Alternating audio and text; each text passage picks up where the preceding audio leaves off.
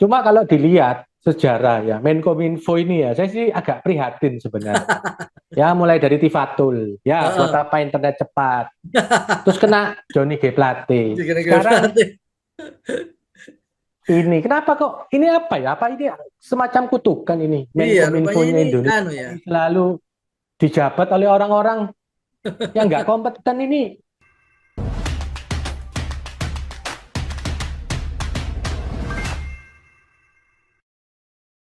Selamat malam, Gowel. Selamat malam, kolik. Halo, halo. Gimana? Hari ini kita mau ngobrolin apa ini? Hari ini mau membahas ini yang sudah mengganjal dari kemarin ini. Soal pelantikan Menkominfo yang baru. Oh, Menkominfo. Ya, ya, ya. Ini memang Iya, menarik ini. Gimana, Gowel? Setelah ini berapa hari ngelihat pelantikan Menkominfo ya? Kemarin ya, hari Senin ya ini ya. hari Senin. Eh, gimana pandangannya tentang pelantikan Menkominfo yang Senin kemarin, Dok? Nah, kalau pandangan saya pribadi kurang serg sih sebenarnya ya. Gimana, gimana? Karena kan seperti yang kita tahu, si Budiari kan sebelum dilantik ini sempat ada kontroversi Oh ya. ya. Beliau yang dikenal sebagai seorang loyalis Jokowi seharusnya, tapi kok ada isu-isu sekarang mengalihkan dukungannya ke salah satu calon presiden Oh iya, lain, ke Prabowo ini ya. ke Iya. Prabowo. Nah, ini kan bagi sebagian orang yang terutama dari rekan-rekan di sesama di Projo ini kan kayak kayak pengkhianatan ya. Oh gitu ya. Jadi like, misalkan, Iya, jadi kalau misalkan Projo seharusnya ya dukungannya ke Ganjar gitu ya? Atau bagaimana? ya secara logika seharusnya seperti itu ya. Hmm. Istilahnya kan namanya aja Projo, Pro Hmm. Jokowi. Jokowi mendukung Ganjar, ya secara logika kalau dipikir ya seharusnya dari bawahannya juga mengikuti. Hmm. Hmm. Hmm. Ya Hmm. walaupun Projo ini kan mungkin bukan sebuah organisasi resmi apa, memang pilihan tetap bebas. Nah, cuma Ya. kan maksudnya yang bikin tidak terima itu gini loh, kalau memang mau mendukung Prabowo, ya jangan pakai nama Jokowi dong. Ya kan, itu kan cengli lah, fair lah. Oke. Iya, tapi memang anu ya. Ini ada beberapa pandangan. Kalau saya sih ngelihatnya ada beberapa orang yang memandang bahwa sebenarnya Jokowi ini anu ber membagi apa itu namanya dukungannya bukan hanya pada Ganjar gitu loh. Jadi maksudnya karena bagaimanapun juga Prabowo kan juga sekarang ini statusnya bisa dibilang pegawainya Jokowi ya gitu kan, anak buahnya atau apalah namanya. Pak, yang penting menterinya Jokowi. Berarti kan andai kata mendukung Ganjar ataupun mendukung Prabowo ya ini kan all president man sama aja. Ya, tapi kan yang di dalam persepsi, ya persepsi secara umum ya kalau kita melihat ya, Hmm, Jokowi dan Ganjar kan sama-sama dari PDIP, hmm. ya. Ya ya masuk. Nah, itu kan istilahnya ya secara kalau saya bilang tadi secara logika juga secara etika ya juga lebih kelihatan kan Jokowi masih mendukungnya secara langsung itu Ganjar. Kalau Prabowo Hmm. ini kan masih tersirat, ya Oh. masih tersirat tidak langsung ya. Itu kan menebak-nebak. Ya kita ya mencoba mengartikan sendiri, ya. Nah kan kayak Hmm. pengangkatan Budi Ari ini saya juga kalau saya lihat di media sosial itu sebenarnya terbagi dua, Hmm. ya. Ada sebagian yang merasa bahwa oh ini salah satu langkah Pak Jokowi supaya pertama melihat si Budi Ari ini bisa kerja apa enggak. Hmm. Ya. Terus yang kedua dengan harapan kalau misalnya si beliau ini sibuk dalam posisi barunya itu tidak sempat cawe-cawe mendukung Prabowo, mengurangi Oh, lah. mau mengurangi gitu. Tapi di satu sisi, di pihak yang lain ada yang sama sekali nggak ngerti dan nggak paham. Kenapa kok Jokowi melakukan langkah seperti ini? Hmm. Nah, Hmm. kalau saya pribadi, saya termasuk golongan yang kedua. Saya sama Maksudnya sekali gimana? tidak mengerti dan tidak paham. Oh, nggak paham sama sekali. Nggak paham, benar-benar nggak paham. Yang juga bikin saya nggak terima itu begini.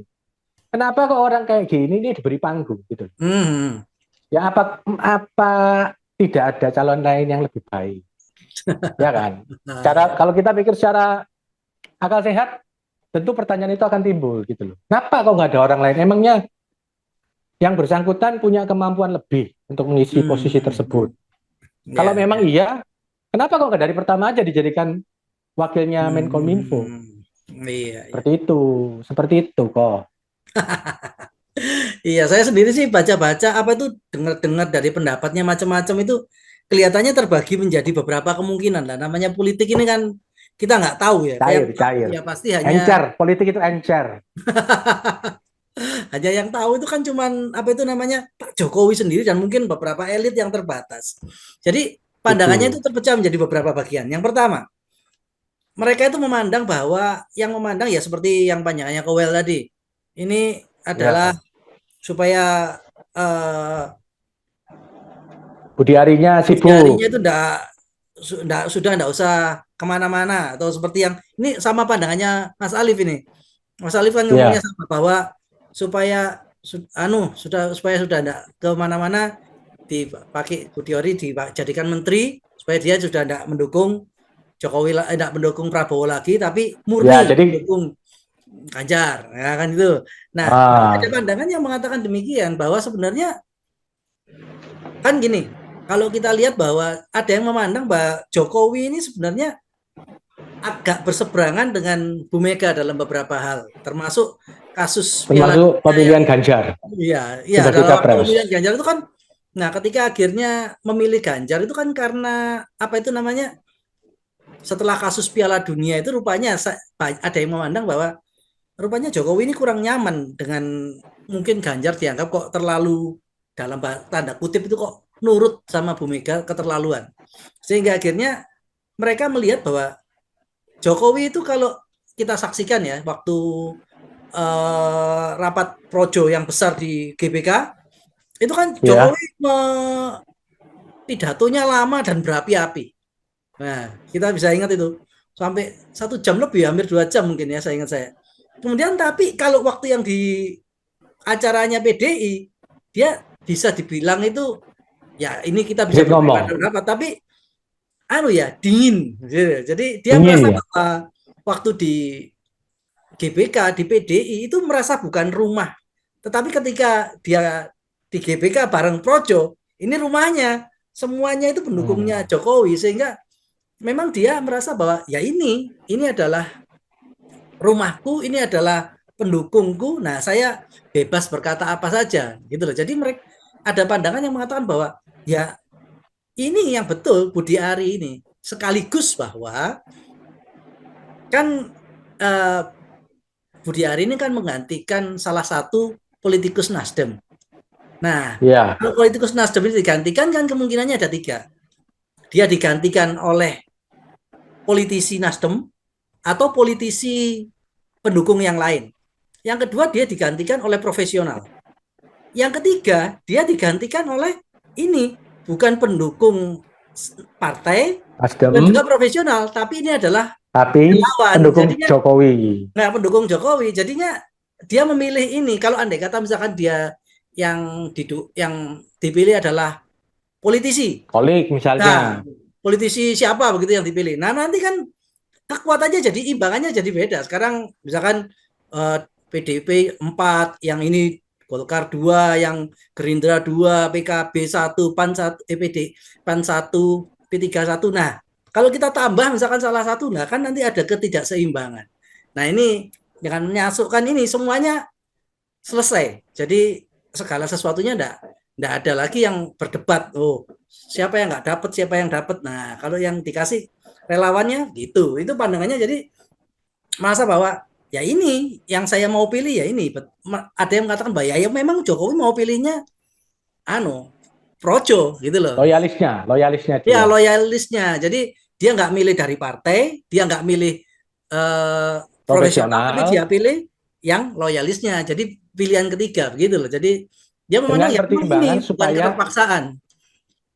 ya, jadi dengan pertimbangan supaya ikut membantu baik dalam sisa pemerintahan yang sekarang maupun nanti misalnya mau mengendorse salah satu capres gitu. Ya, ya.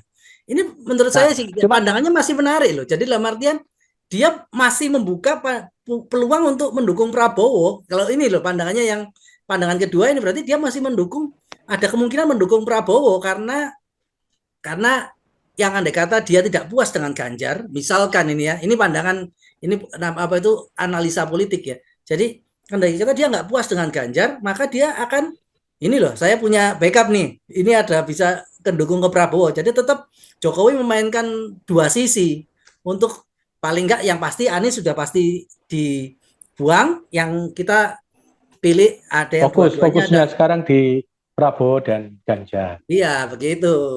Aldi mungkin ada tambah nih, Kowel.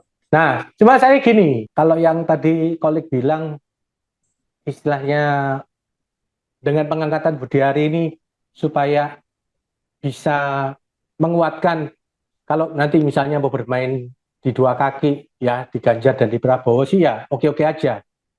Nah, cuma kan sebenarnya kalau kita lihat akar masalahnya ini bahwa banyak yang merasa gak terima gitu loh, gak terima karena ya itu tadi seperti yang saya sudah sebutkan ya. Si Budiari ini istilahnya kok ya dalam tanda kutip berkhianat ya gitu. Hmm, hmm.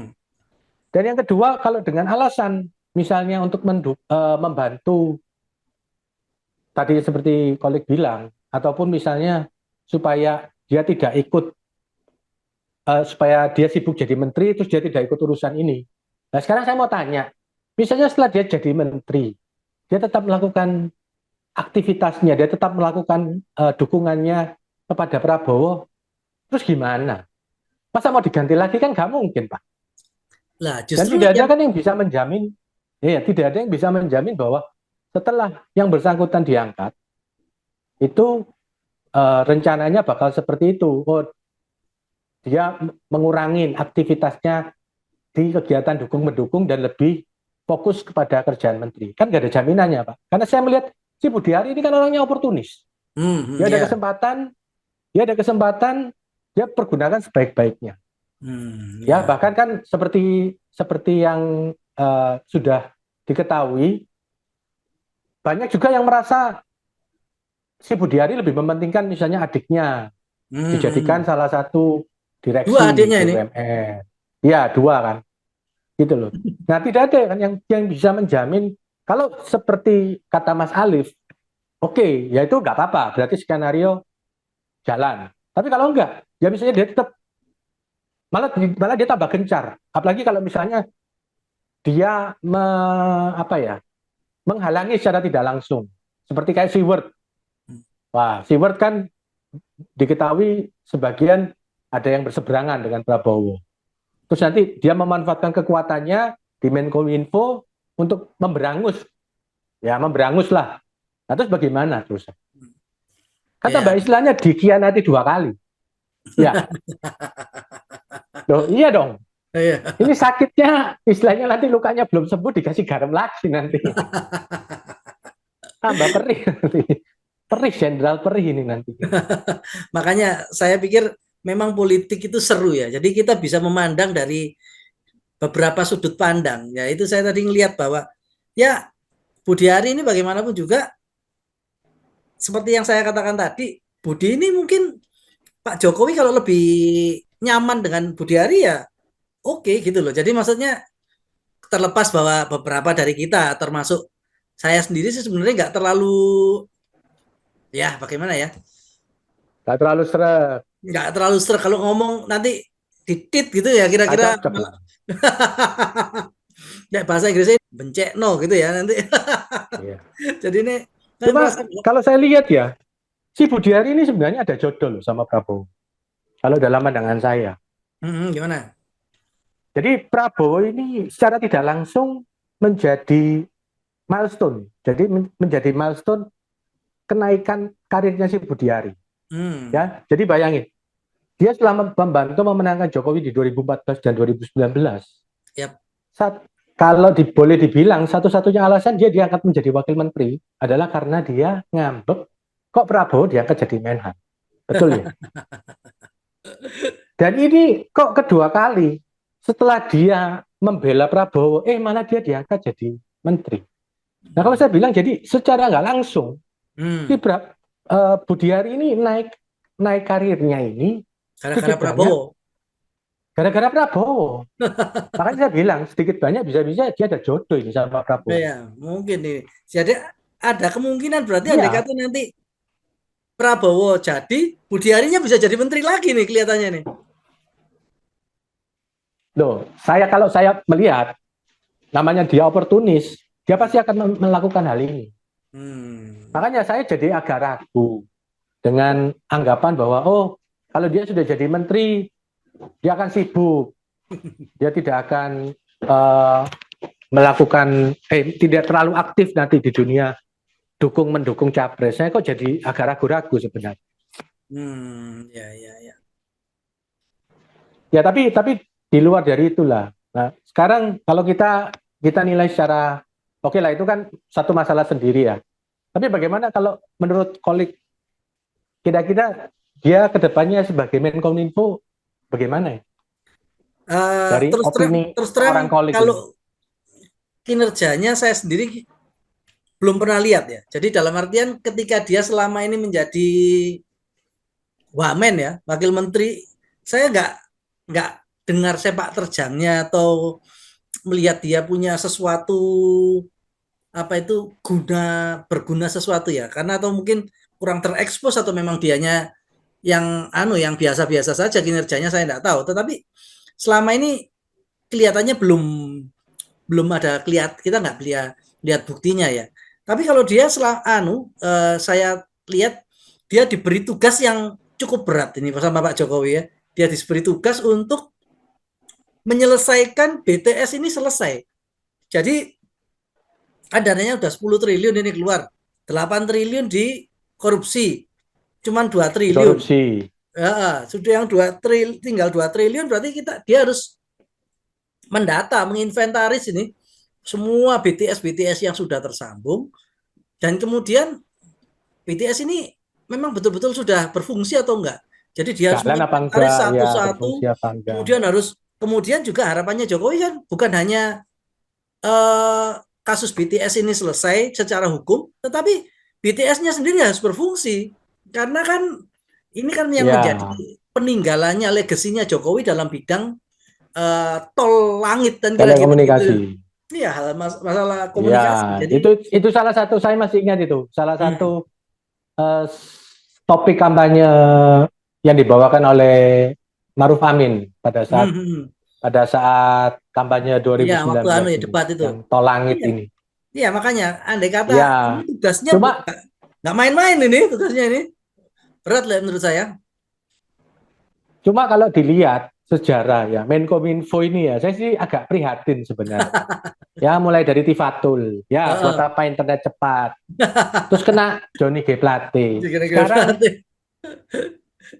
ini kenapa kok ini apa ya? Apa ini semacam kutukan ini Iya, rupanya Menkominfonya ini Indonesia ya. ini selalu dijabat oleh orang-orang yang nggak kompeten ini.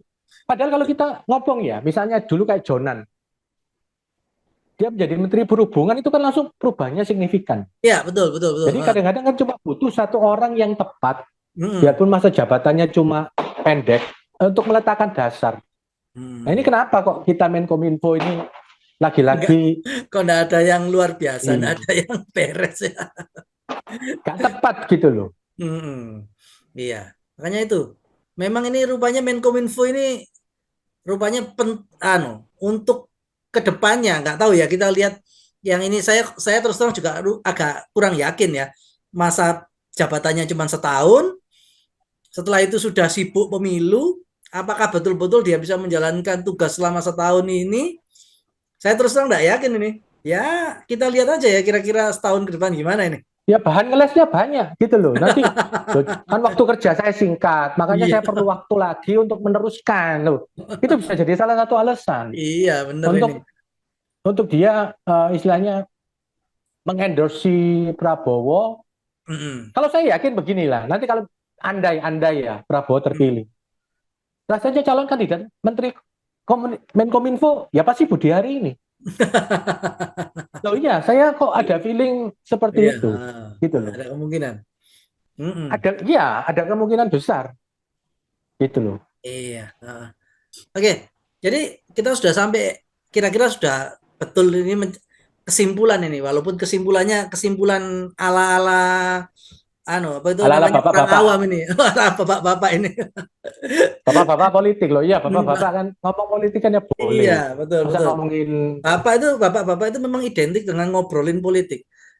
Oke, jadi ya. kira-kira Kowel gimana nih? Kelihatannya prediksi ke depan ini untuk melihat Menkominfo politik dan misalkan dukungan Prabowo, Budiari dan sebagainya gimana ini lihatnya? Kalau saya gini, ya memang sudah dilantik, ya sudah nggak bisa apa-apa, kan nggak mungkin siapa lagi. Hmm. Ya saya sih cuma berharap sesuai dengan prediksi mereka-mereka yang berpikir positif, bahwa setelah ini Budiari akan sibuk bekerja, menyelesaikan tugas-tugas dari Presiden Jokowi di bidang telekomunikasi, dan mengurangin kegiatannya di bidang apa di sisi dukung mendukung, ya Hmm. dukung mendukung capres apalagi Prabowo. Hmm. Ya cuma seperti saya bilang, secara pribadi saya ragu-ragu, Hmm. saya ragu-ragu dan saya sih tidak tidak kalau boleh dibilang, saya keyakinan saya di bawah 50% bahwa dia akan mampu melakukan tugasnya sebagai Menkominfo dengan baik di Hmm. sisa jabatan yang tinggal satu Satu tahun tahun ini. ya. Iya. Iya, saya ragu-ragu. Ya jangan-jangan habis ini nanti kan sudah muncul tuh di berita wacana dia akan me- mengumpulkan, maksudnya ya kayak menangkapi lah yang kritis-kritis, itulah ya. Ya semoga saja tidak. Iya, kalau saya Nah, sendiri kalau sih Kolik sendiri gimana? Kolik sendiri gimana? iya, kalau saya sih melihat gini ya. Jadi kalau pertama saya kepingin berharap walaupun agak agak pesimis tapi saya berharap bahwa Budiari ini bisa menyelesaikan semua tugas yang diberikan Pak Jokowi. Itu yang pertama. Saya ini berharap ya. Namanya berharap walaupun agak kurang Boleh, yakin tapi oke, kita namanya berharap kan. boleh. Anu. Yang kedua saya berpikir uh, semoga nggak Jokowi tidak melakukan pilihan yang salah. Dalam artian ini bukan pilihan Jokowi yang salah untuk memilih Budiari, bukan hanya sekedar untuk bermusuhan dengan atau adu kuat sama PDIP, tapi saya berharap memang dia memang memilih ini dengan sungguh-sungguh, pemikiran yang jelas, pemikiran yang Matang. jernih, matang gitu, sehingga akhirnya ya nanti akhirnya dia bisa Budiari bisa betul-betul mewakili apa yang dikatakan Jokowi. Kalau kan orang-orang kalau ngomong Jokowi Projo ini tegak lurus Jokowi. Dan mudah-mudahan memang ini adalah Projo ini adalah suaranya Jokowi. Mudah-mudahan ini memang adalah apa yang dikehendaki Jokowi. Mungkin andai kata Jokowi mengharapkan bahwa dua yang bertarung adalah all president's men. Jadinya bagaimanapun juga nanti kita akan bertemu di 2024 tanpa Anies Baswedan kan gitu ya. Harapan kita semua kan. Amin. Iya. Tapi ada satu lagi, Kolik. Ini mungkin Hmm. lupa. Hmm. Apa kelewatan. Ini kan katanya ya Budi Ari ini kan mau dilengserkan. Ya. Nah kalau Oh. misal setelah dia dilantik jadi menteri, terus dia dilengserkan dari Projo, bagaimana ini? Ini kan juga akan merubah banyak hal. Kalau saya sih berpandangan ya, rasanya mustahil dilengserkan. Karena apa? Karena dia sudah jadi menteri, malah malah dia malah semakin kuat. Itu pandangan saya sih. Sama seperti JK Oh, ketika dulu jadi wapres, langsung dia malah jadi ketua umum Golkar. Ya, kita nggak tahu iya, iya. apakah akan yang terjadi skenario satu, skenario dua. Kira-kira begitu ya? Iya, iya, iya. Kita lihat saja lah bagaimana nanti perkembangannya. Kalau nanti perkembangannya menarik, ya kita obrolkan lagi. Oke, selamat malam ya, Koel. Salam Ya, sukses. selamat malam, Tetap Kolik. semangat, Terima yuk. kasih buat waktunya. Tetap semangat. Merdeka!